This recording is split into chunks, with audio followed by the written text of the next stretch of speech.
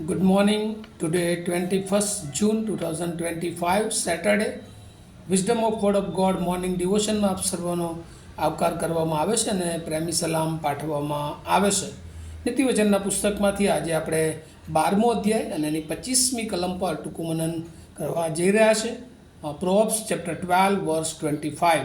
અને પ્રભુનું વચન આપણને આ પ્રમાણે કહે છે, પોતાના મનની ચિંતા માણસને વાંકો વાળી દે છે, પણ માયાળુ શબ્દો તેને ખુશ કરે છે. એના આવી બાઇબલ પ્રમાણે an anxious heart weighs a man down, but a kind word cheers him up. અને આ પ્રભુનું વચન છે. ને આપણે અગત્યનું જે અત્યારે નીતિવચનના પુસ્તકોનો 10મા અધ્યાયથી લઈને 22મા અધ્યાયમાં જે આપણે ખાસ વ્યવહારિક શિક્ષણ અને આત્મિક જીવનમાં વૃદ્ધિને બાબતોને આપણે જોઈ રહ્યા છીએ, ત્યારે ઘણા સમયથી આપણે વાણી સંબંધી વિચાર કરી રહ્યા છે. અને આજે પણ એક બીજું વચન આપણને વાણી સંબંધી એ બહુ મોટું ઉત્તેજન આપે છે. કે જો આપણે એને એક થીમમાં કહેવું હોય, એક મુદ્રાલેખમાં કહેવું હોય, તો આજનું વચન એ સ્પીચ એન્કરેજિંગ, ઉત્તેજન આપનાર વાણી. આપણે જ્યારે બોલીએ છીએ ત્યારે આપણા શબ્દો દ્વારા એ બીજાઓને ઉત્તેજન મળવું જોઈએ. કારણ કે ઘણી બધી વાર આપણે જોઈએ છીએ કે માણસના જીવનમાં જ્યારે વિકટ પરિસ્થિતિ આવે છે ત્યારે માણસ નાસીપાસ થઈ જાય છે. ઘણીવાર તે આત્મહત્યા તરફ પણ વળતો હોય છે. ઘણીવાર જુદા માર્ગો જે ઈશ્વરને નથી ગમતા એવા માર્ગો તરફ એ જતો રહે એ સંભાવના છે. ઘણી બધી વાર ઘણા લોકો એ ડિપ્રેશનમાં જતા રહેતા હોય છે. અને આવી પરિસ્થિતિમાં ઘણીવાર પેલી ગુજરાતી કહેવત પ્રમાણે આપણે કરીએ છીએ, ઘા પર ડામ દેવું. ઘણીવાર આપણે એમને મુશ્કેલીમાં વધારો કરીએ છીએ. જેમ અયુબના જીવનમાં એના મિત્રો આવ્યા ને એની વિકટ પરિસ્થિતિમાં એને વધારે એ દુઃખ પહોંચે એવા શબ્દો તેઓએ કહ્યા. પણ આપણને ઈશ્વર એવી બાબતો શીખવતું નથી. પણ આપણે એના લોકો તરીકે આપણે એ વ્યક્તિઓને એવા ઉત્તેજન આપવાના શબ્દો જો કહીએ તો કદાચ એ એમની પરિસ્થિતિમાંથી એ બહાર આવી શકે છે. અને એટલે આપણા શબ્દો એ હંમેશા બીજાઓને ઉત્તેજન આપનારા હોવા જોઈએ, નહીં કે તોડી પાડનારા. યર્મિયા પ્રબોધકના આપણે જો જોઈએ તો ત્યાં દમસ્કના જ્યારે માઠા સમાચાર એ દમસ્કને મળે છે ત્યારે લોકો નાસીપાસ થઈ જાય છે, લોકો વિખરાઈ જાય છે, લોકો ખેદ કરે છે અને લોકો શાંતિમાં રહી શકતા નથી. પણ દેવ એમને ઉત્તેજન આપે છે. ગીતશાસ્ત્ર 35 અને 14માં પણ જો આપણે જોઈએ તો દાઉદ ગીતશાસ્ત્રી પ્રમાણે કહે છે કે મારો મિત્ર કે મારો ભાઈ હોય તેમ જે હું જ્યારે કોઈ વિકટ પરિસ્થિતિમાં હોય ત્યારે એની સામે નમી જતો હતો. કહે છે કે એને જેમ વિલાપ કરતો હતો એની સાથે હું વિલાપ કરતો હતો. અને બાઇબલ પણ કહે છે કે વિલાપ કરનારાઓની સાથે વિલાપ કરો. અને જ્યારે માણસને આશાની જરૂર હોય છે, એને કોન્ફિડન્સની જરૂર હોય છે, એને હોપની જરૂર હોય છે, ત્યારે આપણે વચનો દ્વારા એને ઉત્તેજન આપીએ. અને ખાસ કરીને પડતી વેળાએ આપણે હર્ષ ન પામીએ. ઘણી બધી વાર આવું પૃથ્વી પર બનતું હોય છે કે જ્યારે માણસની વિકટ પરિસ્થિતિ આવે, મુશ્કેલીઓ આવે, ત્યારે ઘણા લોકો એના પર હાસ્ય કરતા હોય છે કે સારું થયું. ના, એવું નથી.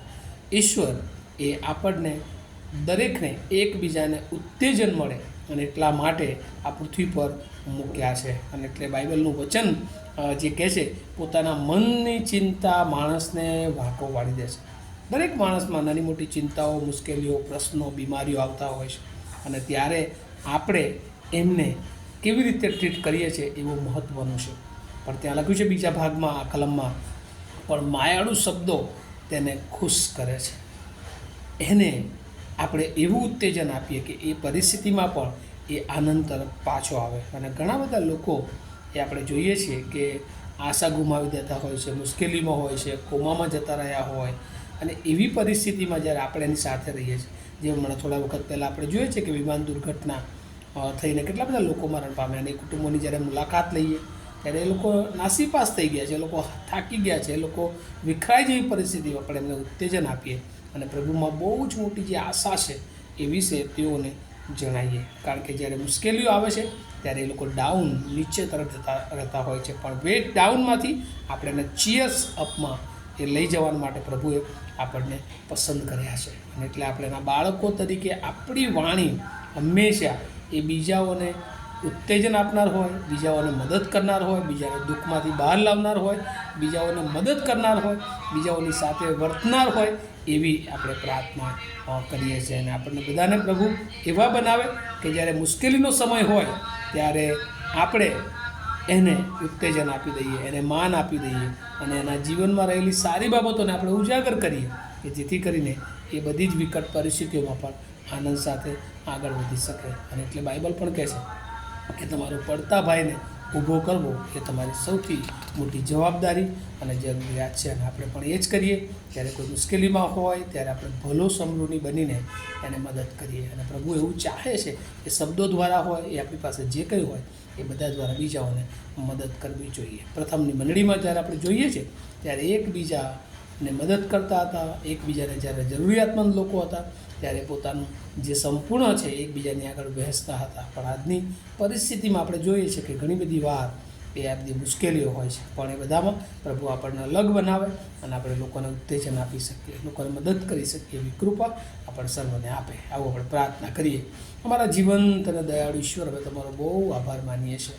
પ્રભુ, તમે અમને હંમેશા શીખવ્યું છે કે અમારું બોલવું એ સલૂણું હોય, અમારી સ્પીચ એ એન્કરેજિંગ સ્પીચ હોય કે જે બીજાઓને પ્રભુ હંમેશા ઉત્તેજન આપનાર બને, બીજાઓને મદદ કરનાર બને, બીજાઓને પ્રભુ આગળ લઈ જનાર બને, બીજાઓને આનંદ આપનાર હોય. અને પ્રભુ અમને તમે એવા બનાવો એવી પ્રાર્થના ઈસુ પ્રભુના નામમાં માગીએ છીએ.